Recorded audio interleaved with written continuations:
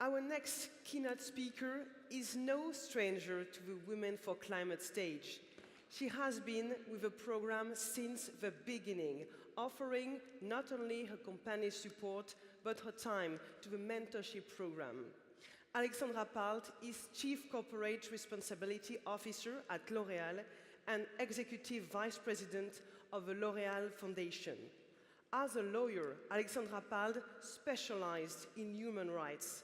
She began her career at a law firm and worked at organizations which specialized in diversity and change management. In 2012, she joined L'Oréal and launched Sharing Beauty with All, L'Oréal's program which sets commitment for 2020 addressing the company's carbon footprint. Please join me in welcoming Alexandra Palt to the stage.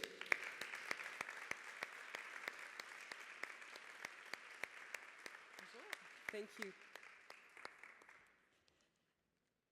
Bonjour à toutes et à tous. Je suis particulièrement honorée d'être parmi vous et je tiens à remercier Madame la maire Hidalgo dès le départ nous avoir associés à cette initiative et bien sûr tout le maire présent. Je tiens également à remercier Madame la ministre Taubira pour son intervention extraordinaire qui est une boussole déjà dans notre engagement contre le changement climatique.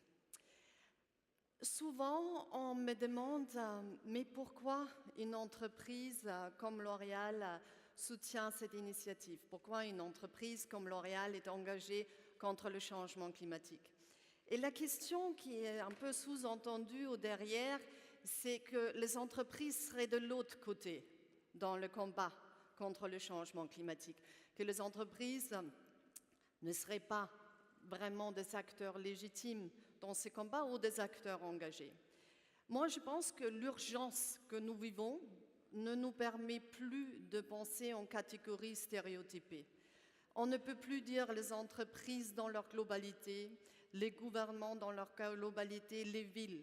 Il y a des entreprises engagées et je vous demande de nous juger par nos actions et par nos résultats et de travailler avec les entreprises qui sont engagées. Je vous dis un seul chiffre sur L'Oréal.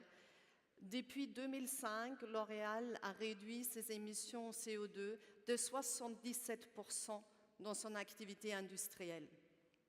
En valeur absolue, on a réussi à décorréler notre croissance de notre impact carbone. Je pense que c'est un élément de preuve. Ça ne veut pas dire que nous sommes parfaits. Nous avons encore une longue route à parcourir dans notre transformation durable. Mais nous sommes engagés, nous sommes sérieux et d'autres entreprises le sont également. Je pense que particulièrement important aujourd'hui est de dire que si un pays, une économie, une entreprise veut réussir, la participation pleine des femmes est nécessaire. La participation économique, sociale et politique est nécessaire pour permettre à des économies, à des entreprises de réussir. Je crois que le majeur obstacle au XXIe siècle à cette participation pleine sera lié au changement climatique. Il n'y a pas un domaine où le changement climatique ne va pas impacter encore davantage les femmes. Dans l'accès à l'éducation, on le sait, les filles qui doivent chercher de l'eau loin vont moins à l'école. Ils sont plus souvent victimes de violences. On sait que les femmes ont 14 fois plus de probabilité de mourir dans des catastrophes naturelles pour des raisons d'éducation, de confinement à la sphère privée. Donc, dans tous les domaines, accès à la santé, accès à l'éducation, les femmes seront plus impactées. Le lien avec le changement climatique est partout. Et pourtant, il y a une insuffisante prise de conscience, largement insuffisante, de tous les acteurs, des associations qui se battent pour les droits des femmes, des gouvernements, des politiques publiques, des entreprises. Faire ce lien est essentiel si nous souhaitons défendre le droit des femmes et lutter contre le changement climatique.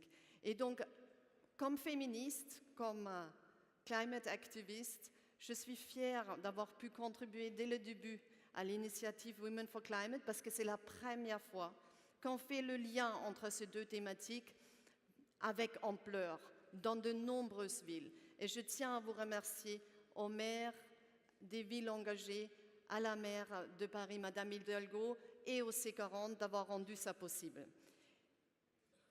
J'espère que notre exemple et la capacité qu'on crée auprès de jeunes femmes d'être leaders sur ces thématiques permettra aussi d'inspirer le politique public, les autres acteurs, de prendre conscience de l'ampleur de ce sujet et de notre besoin d'intégrer la dimension du genre et du changement climatique dans toutes les politiques. Je vous remercie beaucoup.